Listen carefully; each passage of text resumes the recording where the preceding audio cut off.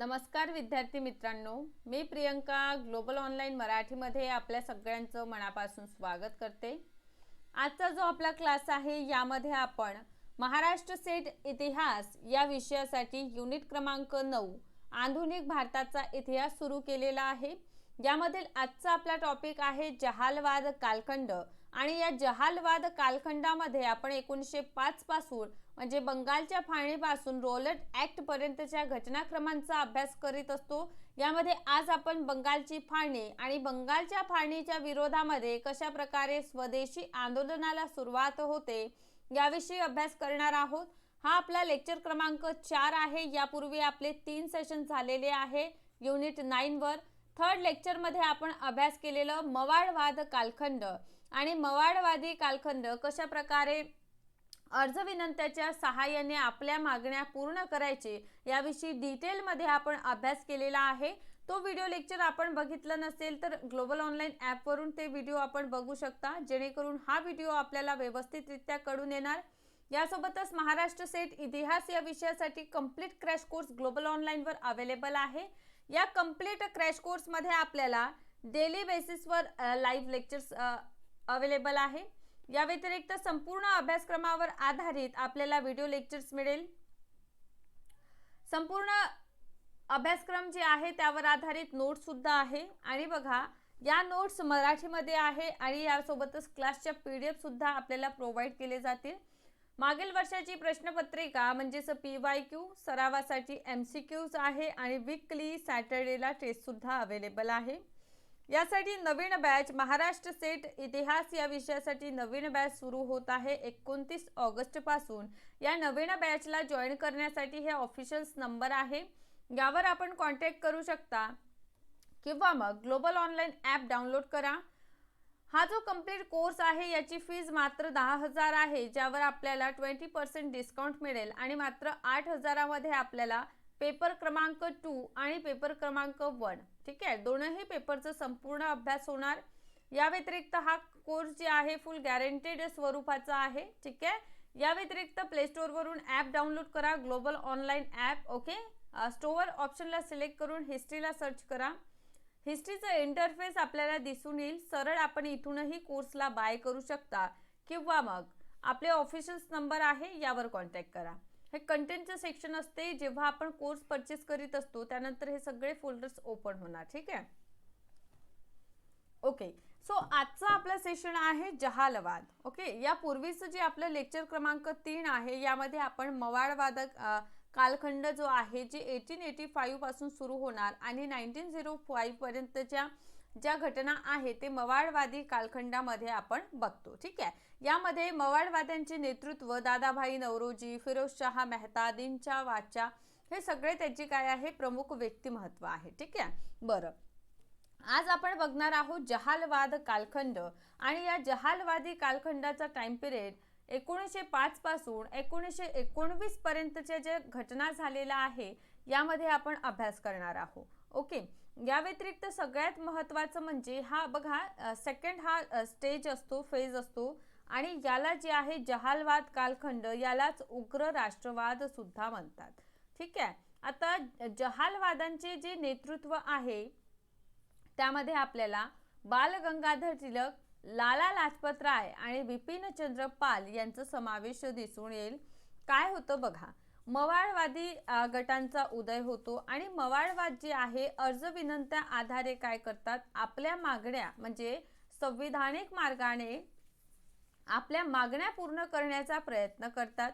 पण जहालवाद्यांचं असं ओपिनियन होतं की ह्या अर्ज विनंती करून काहीही होणार नाही ठीक आहे। आपल्याला स्वराज्य मिळवायचं आहे, स्वशासन मिळवायचं आहे तर त्यासाठी आपल्याला आंदोलन करावे लागेल, अशा प्रकारची विचारसरणी आपल्याला जहालवादांमध्ये आल्याचं दिसून येते ठीक आहे। तर बघा जहालवादांचं उदय काय बरं झालं तर यामध्ये काही आंतरराष्ट्रीय घटना सुद्धा आपल्याला जबाबदार दिसून येते। कशा प्रकारे तर या काळामध्ये मिस्र, पारस, टर्की जे आहे ठीक आहे, येथील जी जनता होती त्यांनी स्वतंत्रता संग्रामात सक्सेसफुल झालेले होते। या व्यतिरिक्त इटलीचा पराजय झालेला 1896। आता काय होतं, आफ्रिकी राष्ट्र असते ॲबिसिनिया, ठीक आहे. हा जो ॲबिसिनिया छोटासा असतो ना, तो इटलीचा काय करतो, पराभव करतो. आणि इटली बघा आपल्याला दिसून येते की पॉवरफुल होती. या व्यतिरिक्त 1905 मध्ये जपान जे आहे छोटासा एवढा मोठा रूसचा पराभव करतो. तर या सगळ्या घटना याला जबाबदार आपल्याला दिसून येते, ठीक आहे. या व्यतिरिक्त लाला लाजपत राय या संपूर्ण घटनाक्रमांविषयी म्हणतात की आपण जे आहे ना, काय पोळी मागत होतो पण त्या जागेवर आपल्याला काय मिळालं, तर दगड मिळालं. अशा प्रकारची एक टीका सुद्धा लाला लाजपत राय यांनी केल्याची दिसून येते, ठीक आहे. बरं, आता इतक्या गोष्टी झालेल्या. या व्यतिरिक्त या टाइम पिरियड मध्ये बघा स्वामी दयानंद सरस्वती असो, विवेकानंद, ठीक आहे, अरविंद घोष, विपिन चंद्र पाल यांनी काय केलं, सामाजिक सुधार आणि राजकीय नेत्यांनी पाश्चात्य शिक्षा मिळवलेली होती, ठीक आहे. आणि शिक्षा मिळवल्यानंतर त्यांनी आपल्या सभ्यते आणि संस्कृतीविषयी श्रेष्ठत्व म्हणजे प्रूफ करण्यामागे सुद्धा लागलेले होते, ठीक आहे. या व्यतिरिक्त बघा सर्वत्र दुष्काळ, प्लेग अशा सारख्या घटना हा जो टाइम पिरियड आहे यामध्ये दिसून येतं. आणि प्लेग कमिशन आपल्याला माहित आहे की कशा प्रकारे म्हणजे प्लेगचं आपण काय करीत आहोत, चौकशी करीत आहोत या नावाखाली घरे जी आहे घरांमध्ये काय इन्क्वायरी वगैरे करण्यात आलेले आणि क्रूकृत्य आपल्याला दिसून येते की यामधूनच घडतात. यातूनच चाफेकर बंधू प्लेग कमिशनर रँडची वगैरे हत्या करतात, ठीक आहे. तर ह्या सगळ्या घटना जे आहे ना उग्रवादाला प्रोत्साहित करणाऱ्या दिसून येतात. यातूनच आपण बघतो 1905 ते 1919च्या घटना, ज्यामधून सर्वप्रमुख आहे बंगालचं विभाजन, ठीक आहे. आता काय होतं, ही घटना आहे 1905 ची, ठीक आहे. तर 1905 मध्ये आपण बघतो कोणाचं टाइम पिरियड असतं, लॉर्ड कर्झन यांचं. कोणाचं टाइम पिरियड आहे 1905 चं, लॉर्ड कर्झन यांचा टाइम पिरियड असतो. आणि यांच्या काळामध्ये बंगालचं विभाजन करायचं, काय करायचं, बंगाल जे आहे याचं करायचं विभाजन, ठीक आहे, असं निर्णय घेण्यात आलं. आणि का बरं, कारण यावेळेस बघा राष्ट्रवादाची जी भावना आहे ते सुद्धा उदयाला येत होती. आणि जर भंग केलं म्हणजे बंगालला जर भंग केलं, ठीक आहे, तर काय होणार, त्यांचाच फायदा. म्हणजे फूट पाडा आणि राज्य करा या नीतीचा अनुसरण करताना आपल्याला दिसून येते. यातूनच लॉर्ड कर्झन काय करतात, 1905 मध्ये बंगाल प्रांतामध्ये सांप्रदायिकतेच्या आधारावर विभाजन करतात, ठीक आहे. आता बंगालच्या विभाजनाचं कारण सांगतात की प्रशासनिक सोयीसाठी आम्ही बंगालचं विभाजन करीत आहोत, ठीक आहे. पण हा त्यांचा खरा मोटो नव्हता. हिंदू आणि मुसलमान यांमध्ये फूट पाडायचं अशा प्रकारचं त्यांची विचारसरणी आपल्याला या टाइम पिरियड मध्ये दिसून येते. काय होतं, बंगालची फाळणी व वंगभंग. आता बघा फाळणी 1905 ला घोषित होते आणि त्यानंतर एक चळवळ चालतं ज्याला आपण स्वदेशी चळवळ, वंगभंग चळवळ म्हणतो, ठीक आहे. बरं, ज्यांनी राजकीय हा जो टाइम पिरियड आहे 1905 यामध्येच आपल्याला दिसून येते की जहालवादी नेतृत्व आणखीन प्रखर होतात. आणि यातूनच बंगालच्या फाळणीमुळे जहालवादाला एक मूर्त स्वरूप आपल्याला दिसून येते. आणखीन जास्त हे ऍक्टिव्ह होऊन जातात आणि भारतीय राष्ट्रीय चळवळीचा दुसरा टप्पा सुरू होणार. आणि हा दुसरा टप्पा म्हणजे 1905 पासून 1919 पर्यंतचा, ठीक आहे. बरं, तर हा पहिला टप्पा कोणता, तर 1885 पासून आपण इंडियन नॅशनल काँग्रेसच्या स्थापनेपासून तर 1905 पर्यंतचा टाइम पिरियड हा पहिला टप्पा, ठीक आहे. आणि 1905 पासून 1919 पर्यंतचा सेकंड आपलं फेज असतं, ठीक आहे. आता बघा बंगालचं विभाजन कसं करण्यात येते, तर पश्चिम बंगाल आणि पूर्व बंगाल, ठीक आहे, अशा प्रकारे बंगालला काय करणार, डिवाइड करणार. आता पश्चिम बंगालमध्ये बघा पश्चिम बंगालमध्ये बिहार आणि उडीसाचा समावेश होता. आणि पूर्व बंगालमध्ये असम जे आहे असमचा समावेश होतं, ठीक आहे, लक्षात राहील. ओके, तर पश्चिम बंगाल झालेलं बिहार आणि उडीचा समावेश असेल आणि याची राजधानी असेल कलकत्ता. आता यामध्ये बघा ही जी लोकसंख्या होती ते 5 करोडहून अधिक होती. आणि इथे जे होतं म्हणजे पश्चिम बंगालमध्ये आपण बघतो हिंदू बहुसंख्यक होते. ठीक आहे. आणि पूर्व बंगालमध्ये बघा, यामध्ये पूर्व बंगाल आणि असम यांचा समावेश होता आणि राजधानी होती ढाका. लोकसंख्या होती 3 करोडहून अधिक. ठीक आहे. आणि मुस्लिम बहुसंख्यक इथे आपल्याला दिसून येईल. आता यातूनच दिसून येते की इकडे पश्चिम बंगाल जो आहे तो हिंदूंचा आणि पूर्व बंगाल मुसलमानचा, अशा प्रकारचं डिवायडेशन आपल्याला 1905 मध्ये दिसून येते. ठीक आहे. आता काय सांगितलं, लॉर्ड कर्झनचं यावेळी टाइम पिरियड होतं 1905 ला. जर आपण म्हणत आहो की बंगालचं विभाजन झालेलं, तर ऑब्व्हियसली हा टाइम पिरियड लॉर्ड कर्झन यांचा आहे. आणि लॉर्ड कर्झन यांनी प्रशासनिक सोयीसाठी, ठीक आहे, आम्ही बंगालचं विभाजन करीत आहो असं सांगितलं. आणि यातूनच 20 जुलै 1905 मध्ये बंगालचं विभाजन घोषित होते. ठीक आहे. तर घोषणा कधी होते, 20 जुलै 1905. आता घोषणा तर झालेली. ठीक आहे. तर विभाजन कधी लागू होतं, तर विभाजन लागू होतं 16 ऑक्टोबर 1905 पासून. या दोनही डेट जे आहे ते आपण व्यवस्थित नोट डाऊन करा. ठीक आहे. आता बघा, वंगभंग चळवळ. आता वंगभंग चळवळ का बरं झालेली, तर 1905 मध्ये आपण बघतो की कशा प्रकारे बंगालचं विभाजन शिमल्याहून घोषित करण्यात येते. ठीक आहे. तर बंगालच्या फाळणीला विरोध म्हणून वंगभंग चळवळ सुरू करण्यात आली आणि 7 ऑगस्ट 1905 मध्ये स्वदेशी आंदोलनाला सुरुवात होते. आता हे जे स्वदेशी मुवमेंट आहे ते कुठून सुरू होते, तर कलकत्ता टाउन हॉल मधून ही स्वदेशी मुवमेंट सुरू होते. ठीक आहे. कुठून सुरू होते, कलकत्ता टाउन हॉल. ओके. आता हा बघा, विभाजन लागू कधी होतं, 16 ऑक्टोबरला होतं. तर 16 ऑक्टोबर 1905 हा राष्ट्रीय शोक दिन म्हणून साजरा करण्यात येतो. ठीक आहे. बरं, काय होतं, 16 ऑक्टोबर 1905 फाळणी काय झाली, लागू म्हणजे आपण काय म्हणतो, फाळणी जी आहे ते 16 ऑक्टोबरला लागू करण्यात आली. ठीक आहे. घोषणा कधी झाली, तर 20 जुलैला होणार. ठीक आहे. तर लागू जेव्हा होते ना, तो दिवस म्हणजे 16 ऑक्टोबरचा दिवस राष्ट्रीय शोक दिन म्हणून साजरा करण्यात येतो. ठीक आहे. यातूनच सर्वत्र उपवासाचा दिवस म्हणून सुद्धा याला साजरा करताना आपल्याला दिसून येते. ओके. याच दरम्यान आपण बघतो की रवींद्रनाथ टागोर यांनी आमार सोनार बांगला हे गीत जे आहे ना ते गायले आणि सर्वत्र रक्षाबंधन साजरं करण्यात आलेलं. आणि रक्षाबंधन बघा, हिंदू मुसलमान हे ऐक्याचे प्रतीक या उद्देशाने हा जो सण रक्षाबंधनचा आहे ते साजरा करताना आपल्याला दिसून येईल. ठीक आहे. बरं, आता वंगभंग आंदोलनात काय होतं, यामध्ये बघा, स्वदेशीचा स्वीकार करण्यात येते आणि विदेशीचा बहिष्कार करण्यात येते. ठीक आहे. तर आपण म्हणू शकतो की ही जी वंगभंग चळवळ आहे यामध्ये स्वदेशी वस्तूंचा स्वीकार आणि विदेशी वस्तूंचा बहिष्कार याला सुरुवात होते. बंगालच्या नेत्यांचे प्रदर्शन, सार्वजनिक सभा सुद्धा स्थापन होतात. म्हणजे काय करायचं, प्रदर्शन करण्यासाठी आता आपण काय करणार, सभा भरवणार. ठीक आहे. बरं, यातूनच बघा 7 ऑगस्ट 1905 मध्ये कलकत्त्याच्या टाउन हॉल मधून स्वदेशीची औपचारिक घोषणा होते. कधी, 7 ऑगस्टला. ठीक आहे. ओके. स्वदेशी म्हणजे भारतीय वस्तूंचा उपयोग आणि ब्रिटिश वस्तूंचा काय करायचा आहे, बहिष्कार. ठीक आहे.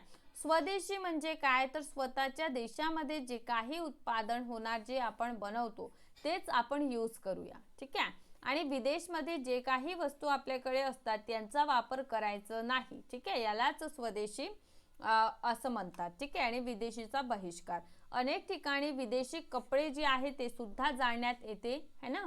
आणि इवन विदेशी दुकाने जी आहे त्या समोर प्रदर्शने होतात. किंवा कोणत्याही लग्न समारंभात जायचं असलं, त्यासाठी गिफ्ट जर द्यायचं आहे तर विदेशी गिफ्ट जर तुम्ही देत असेल तर त्यांचं अस्वीकार करण्यात आल्याचं आपल्याला दिसून येईल. यामध्ये ब्रिटिश वस्तू, सरकारी नोकरी आणि शिक्षण संस्थांवरही बहिष्कार घातलेलं. म्हणजे जे शिक्षण संस्थान ब्रिटिशर्सद्वारे चालवण्यात येत आहे अशा संस्थांवर सुद्धा आपल्याला काय करून येते, बहिष्कार घातल्याचं दिसून येते.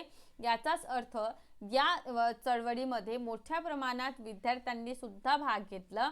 आणि यामध्ये आपल्याला दिसून येते की रवींद्रनाथ टागोर यांनी फेडरेशन हॉलची सुद्धा स्थापना केली. आणि 26 ऑक्टोबर हा दिवस रक्षाबंधन दिवस म्हणून साजरा केलं आणि एकमेकांना काय केले, राखी बांधण्यात आली असं आपल्याला दिसून येते. ठीक आहे, तर हे काय होतं, बंगभंग चळवळ. ठीक आहे, यामध्येच बघा 1906 मध्ये होते कलकत्ता अधिवेशन. ठीक आहे, 1906 मध्ये झालेल्या कलकत्ता अधिवेशनाचे अध्यक्ष दादाभाई नौरोजी असतात आणि पहिल्यांदा दादाभाई नौरोजी स्वदेशी विषयी सांगतात. ठीक आहे, बरं. आता बघा 1906 मध्ये झालेला हा जो आपल्याला अधिवेशन दिसून येते आपल्या काँग्रेसचा. ठीक आहे, तर या अधिवेशनामध्ये आपल्याला लक्षात येईल की कशा प्रकारे जे आहे दादाभाई नौरोजी, ओके, दादाभाई नौरोजी हे अध्यक्ष असतात. स्वदेशीचा स्वीकार करण्यात येतं है ना. या व्यतिरिक्त बघा स्वदेशी बहिष्कार, राष्ट्रीय शिक्षण आणि स्वशासन चतुर्सूत्री पास होतं. चतुर्सूत्री पास करण्यात येते. चतुर म्हणजे चतुर ठीक आहे, म्हणजे चार, सूत्री म्हणजे चार फॉर्म्युला.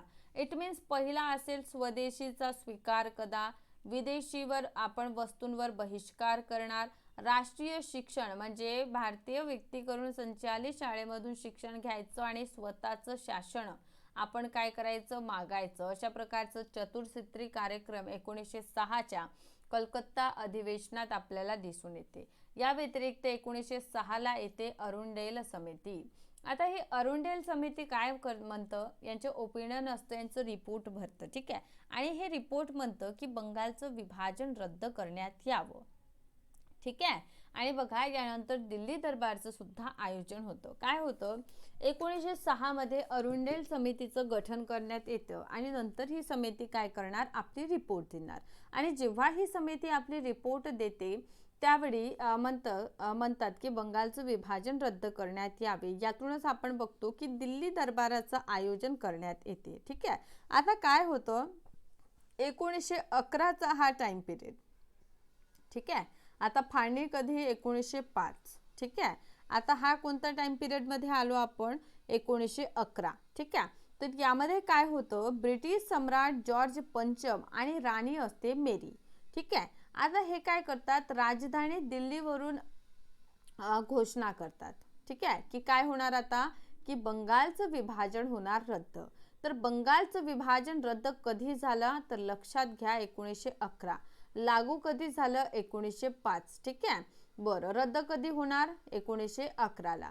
बंगालमध्ये बघा बंगाल, बिहार, ओडिसा, असम वेगळे प्रांत बनवण्यात आले. ठीक आहे, तर असं सगळं आपल्याला करताना दिसून येते. ठीक आहे, याचा अर्थ फाळणी आता काय होणार, रद्द होणार. ठीक आहे, आता याचं एक वे म्हणजे बंगाल, बिहार, ओडिसा आणि असम हे वेगवेगळे प्रांत आता तयार होणार.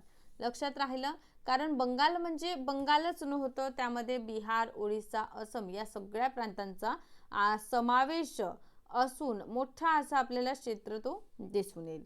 बरं, आता आपण आलो 11. पण यापूर्वी बघा 1906 मध्ये मुस्लिम लीगची स्थापना होते. आता मुस्लिम लीगची स्थापना कधी होते, 1906 ला. कुठे होते, ढाका येथे. ठीक आहे, कोण असतं, आगा खान आणि ढाकाचा जो नवाब आहे सलीम उल्ला खान यांच्या नेतृत्वाखाली ही परिषद संपन्न होताना आपल्याला दिसून येईल.